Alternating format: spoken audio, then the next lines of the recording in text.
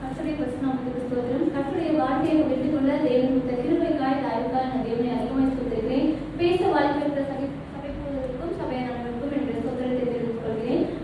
தேவன் சிறுவிட முடிந்த 4வது வார்த்தை, என் தேவனே ஏன் என்னை கைவிட்டீர். தலைகளை தாண்டி ஜெபம் செய்வோம். எங்களை அதிகமாக நேசிக்கிற நன்மை படுவதற்குனே இயேசுப்பா நீங்க கொடுத்த இந்த அருமையான மலைவேளை கைவிட்டோ நாங்கள் ஸ்தோத்திரிக்கிறோம். இயேசுப்பா பேச தொடங்கின முதல் எங்களுடைய முடிவு வரை எங்களுடைய பிரசனம் எங்களோடு கூட இருந்து எங்களை வழிநடத்த நாங்கள் ஜெபிக்கிறோம். இயேசுவின் நாமத்தில் எங்கள் நல்ல பிதாவே, ஆமென். ஸோ பேசுறதுக்கு முன்னாடி இந்த 4வது வார்த்தையை சூஸ் பண்ணது நானே இல்லை. ஆக்சுவலா 40 டேஸ்ல ஒரு நாள் பேசிக்கலாம் அப்படின்னா ஒரு தாட் இருந்துச்சு. பட் நான் நேம் அங்கே வந்து நான் எழுதவே இல்லை. ஒரு 4 டேஸ் போச்சு. 4 டேஸ் போனதுக்கு அப்புறம் பாஸ்டரும் கூப்பிட்டாங்க, தங்கனாவும் கூப்பிட்டாங்க. ஒரு நேம் அங்கே எழுது அப்படின்னு சொல்லி சொன்னாங்க. இல்லை நான் எக்ஸாம் டியூட்டிஸ் இருக்கு, ஸ்கூல்ல ஒர்க் இருக்கு அப்படின்னு சொன்னேன்.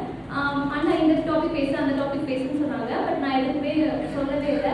அண்ணா டக்குன்னு பெண் எடுத்து என்னுடைய நேம் அந்த 4வது வார்த்தையில எழுதிட்டாங்க. எழுதுனதுக்கு அப்புறம் அந்த வார்த்தை என்னன்னு பார்த்தா, என் தேவனே ஏன் என்னை கைவிட்டீர். ஸோ அந்த இடத்துல எனக்கு அந்த வார்த்தை வந்து உண்மையாவே சொல்றேன், என் தேவனே ஏன் என்னை கைவிட்டீர். அந்த இடத்துல எனக்கு அது ஆப்டா இருந்த மாதிரி தோணுச்சு. ஸோ எனக்கு தெரிந்த தேவனுடைய வார்த்தையில சிலவற்றை சொல்லுகிறேன். அது எதுவும் தவறுகள் இருக்குமானால் தயவாய் மன்னிக்காமல் கேட்டுக்கொள்கிறேன். ஸோ எழுதவர்கள் வாசிக்கலாம். மத்தேயு 27:46.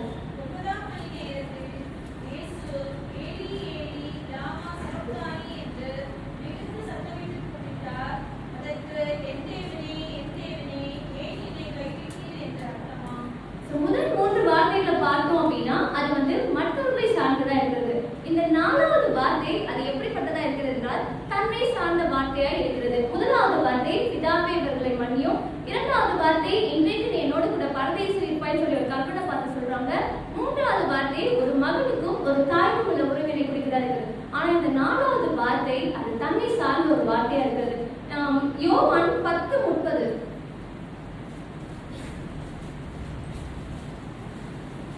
நானும் பிதாவும் ஒன்றாய் இருக்கிறோம் என்றார்.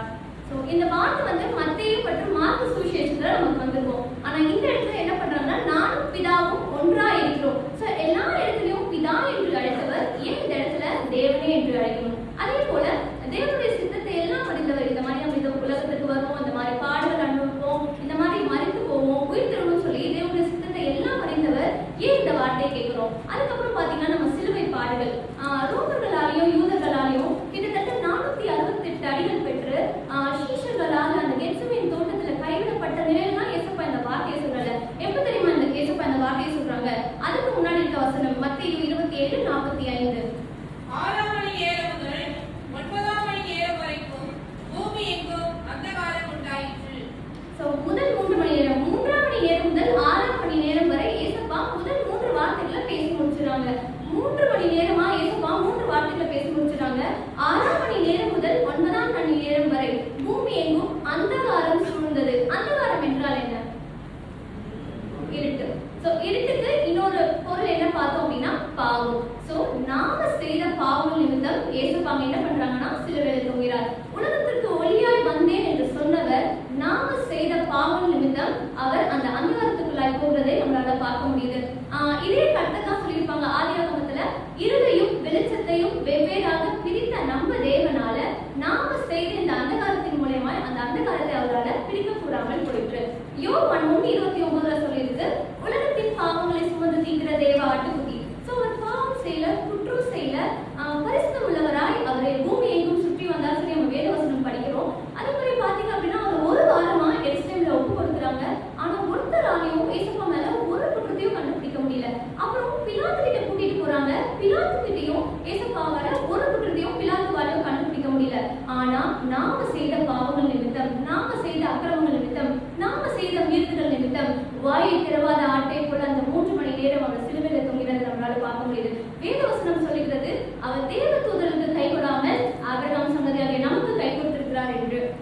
இயேசுப்பா வந்து ஏன் கைவிடப்பட்டாங்க என்றால் ஏசாயா 59:2. உங்கள் அக்கிரமங்களே உங்களுக்கும் உங்கள் தேவனுக்கும் நடுவாக பிரிவினை உண்டாக்குகிறது. உங்கள் பாவங்களே அவர் உங்களுக்கு செவி கொடாதபடிக்கு அவருடைய முகத்தை உங்களுக்கு மறைக்கிறது. யாருடைய அக்கிரமங்கள் நிமித்தம்? நம்மளுடைய அக்கிரமங்கள் நிமித்தம் அங்க என்ன ஆகுது அப்படின்னா ஒரு பிரிவினை உண்டாகிறது. சோ ஏசப்பா வந்து நம்முடைய அக்கிரமங்கள் நிமித்தம் அன்று கைவிடப்பட்டவராய் காணப்படுகிறார். நம்ம பழைய பாட்டுல பார்த்தோம் அப்படின்னா நிறைய பலிகளை பத்தி சொல்லியிருப்பாங்க. அதுல லேவியராகமம் 14ஆம் அதிகாரம் 4, 5 வசனத்தை பார்த்தோம் அப்படின்னா சுத்திகரிப்பதற்கான பலி. ஒருத்தவங்க சுத்திகரிக்கப்பட வேண்டுமானால் அவங்க வந்து ஒரு பலியை செலுத்துவாங்க. என்னவென்றால் 2 குருவி, ஒரு ஊற்று தண்ணீர், அதை எடுத்துட்டு வந்து ஆசாரியன் கிட்ட கொடுக்கணும். அந்த ஆசாரியன் என்ன பண்ணுவாங்கன்னா ஒரு குருவியை வெட்டி அதனுடைய ரத்தத்தை அந்த ஊற்று தண்ணியில ஊற்றி இன்னொரு குருவி அதை துவைத்து பறக்க விடுவாங்க. சோ இப்படிப்பட்ட சூழ்நிலையில ஒரு குருவி யோசிச்சுதான் நான் தான் வந்து சாக போறேன், என் மேலதான் அந்த வெட்டு விழ போகுது, எனக்கு தான் அந்த காயம் வரப்போகுது அப்படின்னு சொல்லி பயந்துட்டு இருக்க அந்த சூழ்நிலையில அந்த வெட்டானது அந்த ஆசிரியர் என்ன பண்றாங்கன்னா பக்கத்துல இருக்க குருவியை வெட்டி அதனுடைய ரத்தத்தை அந்த ஊற்று தண்ணியில ஊற்றி இந்த பயந்துட்டு இருந்த குருவியை அதுல துவைத்து பறக்க விடுறாங்க.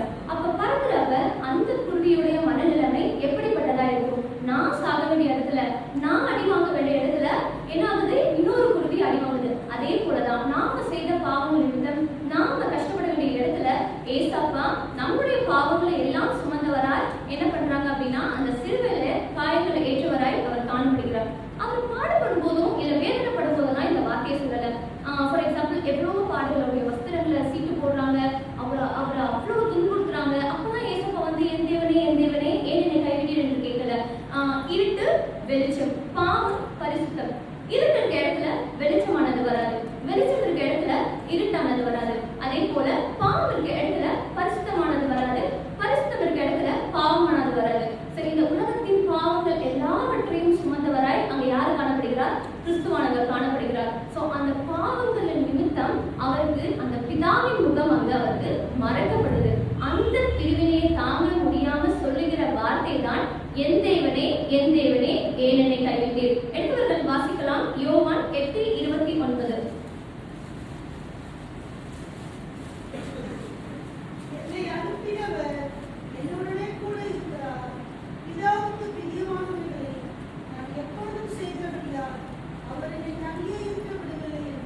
அவர் என்னை தனியே இருக்க விட்டதில்லை என்று வேதவசனம் சொல்லுகிறது. ஆனால் நாம செய்த பாவங்கள் நிமித்தம் ஏசப்பா என்ன பண்றாங்க? அந்த இடத்துல அவர் கைவிடப்பட்டவராய் காணப்படுகிறார். சோ ஏசப்பா நம்ம கிட்ட எதிர்பார்க்கறது என்ன என்று பார்த்தா மனம் திரும்புதல். நீதிமொழிகள் 28:13.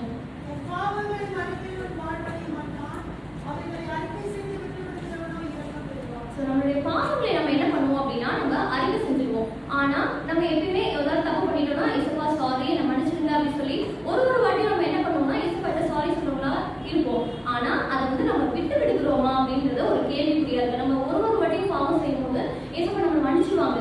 ஆனா நம்ம அந்த பாவத்தை சொல்லி சாரி சொல்றவங்கள மாத்திரம் இல்லாம அதை விட்டுவிடுகளாகவும் இருக்கணும்னு சொல்லி ஏசப்பா விரும்புறாங்க. அதே மாதிரி பாத்தீங்கன்னா ஏசப்பா வந்து எல்லாராலையும் கைவிடப்பட்ட சூழ்நிலையில அந்த இடத்துல நிக்கிறாங்க. ஒரு வாரத்துக்கு முன்னாடி தான் சொல்றாங்க கர்த்தரின் நாமத்தினால் வருகிறவர் ஸ்தோத்திரிக்கப்பட்டவர் என்று. ஆனா அடுத்த வாரமே அவரை தூஷிக்கிறாங்க. சீஷர்கள் சொல்றாங்க மரித்தாலும் உங்களோட தான்ப்பா, வாழ்ந்தாலும் உங்களோட தான்ப்பா சொல்றாங்க. ஆனா அவங்களும் மறுதளிச்சுட்டு ஏசப்பா விட்டு பின்னோக்கி போறாங்க. அந்த எல்லா சூழலும் ஏசப்பா யாரை நோக்கி பாக்குறவங்களா இருக்காங்க அப்படின்னா நம்ம பிதாவை நோக்கி பார்க்கிறவரா இருக்கலாம். நம்ம கூட அநேக சூழ்நிலைகள், அநேக கஷ்டங்கள், அநேக பாடுகள் நம்மளோட வாழ்க்கையில வரும்போது நம்ம வந்து யாரை நோக்கி பார்க்கிறவர்களா இருக்கிறோம்? மனிதர்கள் நோக்கி பார்க்கிறோமா, இல்லை நம்மளுடைய ஃப்ரெண்ட்ஸோ கொலீக்ஸோ இல்லை நம்மளுடைய ஃபேமிலியை யார் நம்ம சார்ந்தவர்களா இருக்கிறோம் என்று நம்ம எண்ணி பார்ப்போம்னால், ஆனால் நம்மளுடைய கண்கள் யார் மேல நோக்கமா இருக்கணும் அப்படின்னு பார்த்தோம்னா நம்மை உண்டாக்கினவர் மேல நம்மளுடைய கண்கள் நோக்கமா இருக்கிறோம். அது மாத்திரம் இல்லாம நம்மளுடைய வாழ்க்கையில ஏசப்பா வந்து நிறைய நன்மைகள் செஞ்சிருப்பாங்க. அந்த நன்மைகளை நினைச்சு நம்ம அவருக்கு தேங்க்ஸ் சொல்லணும் அப்படின்னு ஆரம்பிச்சோம்னா கண்டிப்பா நமக்கு இருக்க நேரமும் பத்தாது, நமக்கு இருக்க நாட்களும் பத்தாது. அவ்வளவு நன்மைகள் ஏசப்பா நம்மளுடைய வாழ்க்கையில செஞ்சிருக்காங்க. ஆனா நாம அந்த நன்மைகளை நோக்காம நன்மை செய்தவரை நம்ம என்ன பண்ணணும் அப்படின்னா இந்த நாளிலும் கூட அவரை நினைவு கூற வேண்டுமா இருக்கிறோம். நமக்கு எளிய தாத்தா பார்த்தோம் அப்படின்னா 3 வருஷம் வானம் அடைக்கப்படுகிறது. அப்ப வந்து அவருக்கு அந்த ஆற்றுங்கரையிலும் காகம் வந்து போஷிக்கிறது, இந்த கதையெல்லாம் நமக்கு தெரியும். பெரிய தாத்தா என்ன பண்றாங்க அப்படின்னா காகமே என்னை போஷித்த உனக்கு நன்றி, ஆற்றுக்கரையும் என்னை பார்த்துக்கிட்ட உனக்கு நன்றி அப்படின்னு சொல்லல. அந்த நன்மைகளுக்கு அவர் நன்றி சொல்லல, நன்மை செய்தவருக்கு அவர் என்ன பண்றாரு அப்படின்னா நன்றி சொல்லுகிறவரை காணப்படுகிறார். கடைசியாக பிரசங்கி 12:7.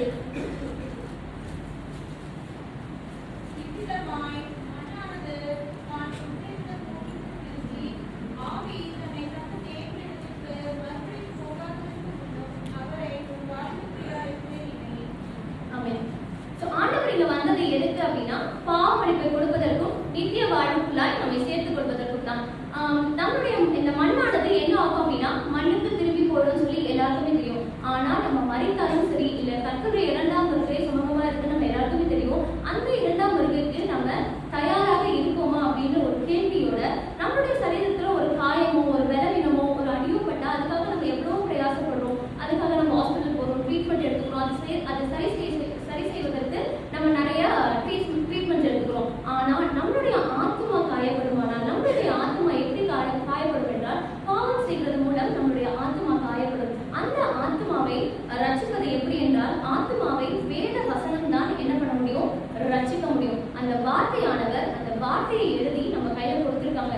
இந்த வார்த்தைகளை கை கொள்கின்ற ஒவ்வொரு ஆத்மாவும் என்ன ஆகும் அப்படின்னா ரட்சிப்படையும். அந்த நாளிலும் கூட நம்ம பாவம் நிறைந்த இந்த கையை பரிசுத்த பிதாவினிடத்தில் சேர்ப்பதற்கு தேவன் கைவிடப்பட்டவராய் காணப்படுகிறார். இந்த பாவம் நிறைந்த கையை பிதாவினிடத்தில் சேர்ப்பதற்கு தேவனிடத்தில் கைவிடப்பட்டவராய் காணப்படுகிறார். ஆனா ஒரு நாளும் நம்மை அவர் கைவிடுற தேவன் அல்ல.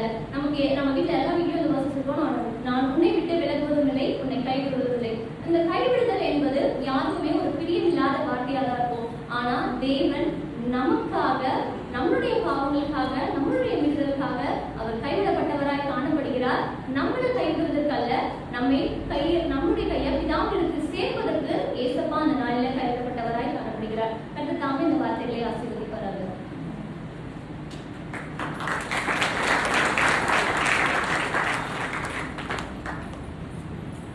Hallelujah.